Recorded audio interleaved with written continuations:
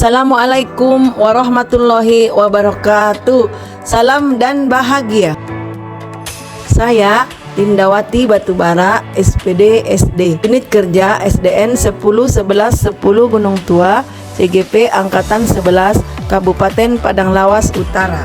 Pada video kali ini saya akan memaparkan tentang koneksi antar materi modul 1.4 budaya positif. Berikut kesimpulan mengenai peran saya dalam menciptakan budaya positif di sekolah. Seorang guru yang baik harus memiliki kemampuan dalam mewujudkan budaya positif di sekolah.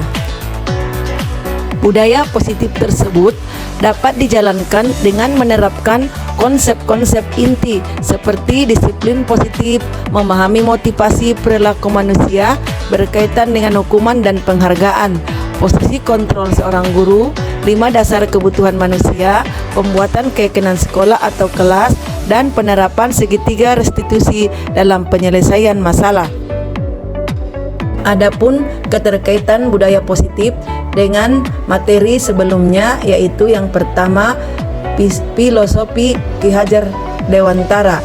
Hubungan antara budaya positif dengan filosofi Ki Hajar Dewantara yaitu dengan menjalankan budaya positif di sekolah, maka akan mempermudah dalam tercapainya tujuan pendidikan nasional sesuai dengan filosofi KHD, yaitu pendidikan yang berpihak pada murid dan bersifat menuntun tumbuh hidupnya kekuatan kodrat yang ada pada murid. Yang kedua, keterkaitan budaya positif dengan nilai dan peran guru penggerak. Budaya positif dapat terwujud jika seorang guru penggerak memiliki 5 nilai guru penggerak, di antaranya berpihak pada murid, mandiri, reflektif, kolaboratif, dan inovatif. Budaya positif dapat terwujud dengan mendorong kolaborasi antara semua warga sekolah dengan adanya keyakinan sekolah yang harus disepakati dan dijalankan bersama. Yang ketiga, keterkaitan budaya positif dengan visi guru penggerak adalah salah satu perubahan yang diinginkan sesuai dengan visi guru penggerak adalah terbentuknya budaya positif agar diperoleh sekolah yang nyaman, aman, dan berpihak pada murid. Untuk mewujudkan visi guru penggerak tersebut dengan pembuatan prakarsa perubahan sesuai filosofi KHD dan profil pelajar Pancasila. Berikut refleksi pemahaman saya mengenai keseluruhan materi modul budaya positif.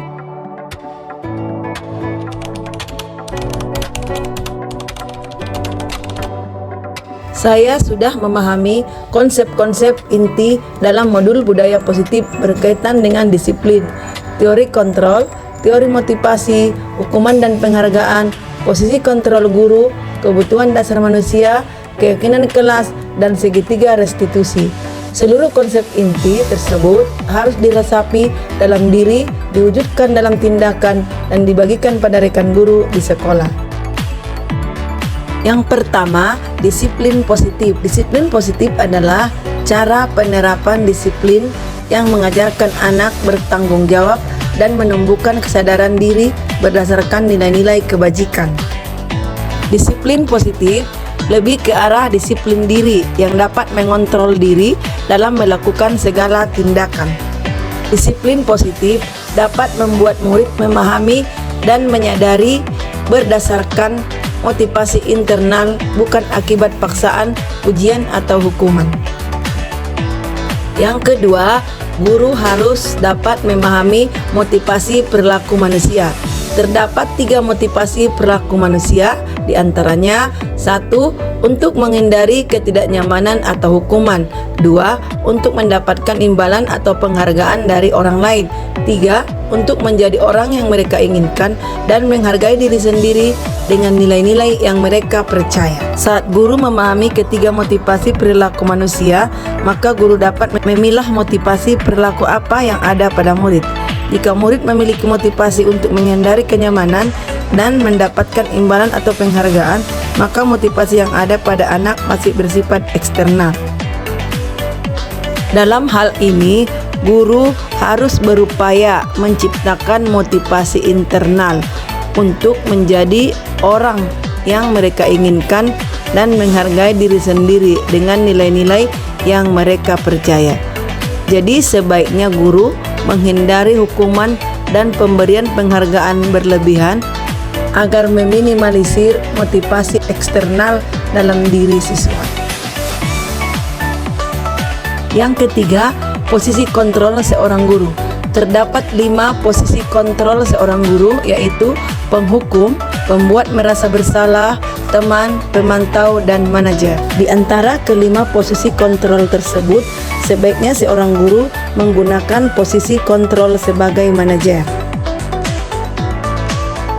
Sebagai manajer, guru berbuat sesuatu bersama murid, mempersilahkan murid mempertanggungjawabkan perilakunya dan mendukung murid agar dapat menemukan solusi atas permasalahannya sendiri. Posisi manajer mengacu pada restitusi yang dapat menjadikan murid sebagai manajer bagi dirinya sendiri sehingga tercipta identitas positif berhasil pada diri murid. Yang keempat, 5 kebutuhan dasar manusia. 1. Bertahan hidup. 2. Mendapatkan kasih sayang dan rasa diterima. 3. Penguasaan. 4. Kebebasan. Dan 5. Kesenangan. Yang kelima, pembuatan keyakinan sekolah atau kelas. Guru berperan dalam mewujudkan terbentuknya keyakinan sekolah atau kelas dengan adanya kesepakatan antara guru dan murid. Keyakinan sekolah atau kelas berupa pernyataan universal yang mudah diingat, dipahami, dan harus diterapkan dalam lingkungan sekolah. Yang keenam, segitiga restitusi dalam penyelesaian masalah. Guru yang berperan sebagai manajer menggunakan segitiga restitusi dalam penyelesaian masalah melalui 3 tahapan, yaitu menstabilkan identitas, validasi tindakan yang salah, dan menanyakan keyakinan yang bertujuan untuk menghasilkan murid yang mandiri dan bertanggung jawab. Hal yang menarik bagi saya dan di luar dugaan adalah saat saya mempelajari motivasi perilaku manusia berupa penghargaan. Ternyata penghargaan dapat berdampak kurang baik bagi murid. Di antaranya dapat merusak hubungan, mengurangi ketepatan, menurunkan kualitas, mematikan kreativitas, dan bersifat menghukum. Selain itu, hal lainnya yang menarik bagi saya adalah bahwa apabila 5 kebutuhan dasar manusia secara keseluruhan tidak terpenuhi, akan dapat menghambat kesejahteraan fisik dan mental, serta dapat mengganggu kualitas hidup seseorang secara signifikan.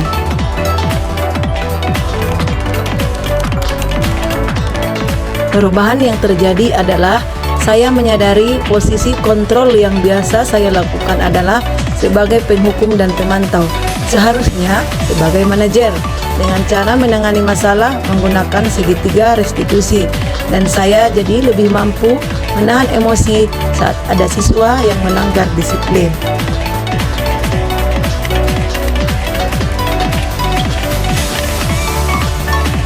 Saya menangani siswa yang sering tidak berpakaian lengkap pada saat ke sekolah dan siswa yang sering terlambat. Saya menggunakan langkah-langkah dalam segitiga restitusi, yaitu menstabilkan identitas, validasi tindakan yang salah, dan menanyakan keyakinan.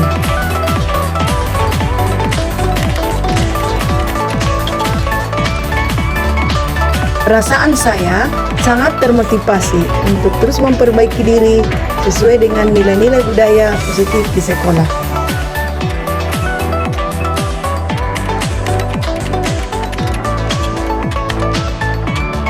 Hal yang sudah baik menurut saya adalah sudah mulai munculnya motivasi internal pada murid untuk melaksanakan budaya positif sesuai dengan nilai-nilai kebajikan yang diyakini dan dapat memberikan pelayanan dasar sesuai kebutuhan murid. Yang harus diperbaiki adalah posisi guru haruslah sebagai manajer.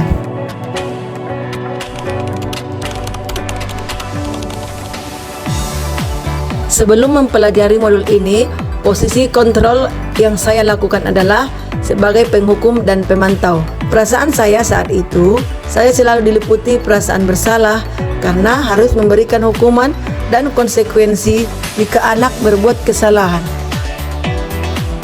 Dan setelah mempelajari modul ini, saya mulai menerapkan manajer dalam penyelesaian masalah. Perasaan saya menjadi sangat tenang dan saya mulai menyadari pentingnya komunikasi yang efektif untuk menumbuhkan rasa tanggung jawab pada diri murid.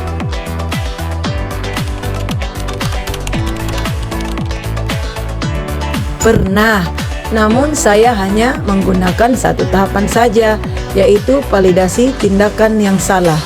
Dengan memberikan pernyataan, kamu melakukan hal itu, tentu saja ada alasannya. Coba katakan, nak.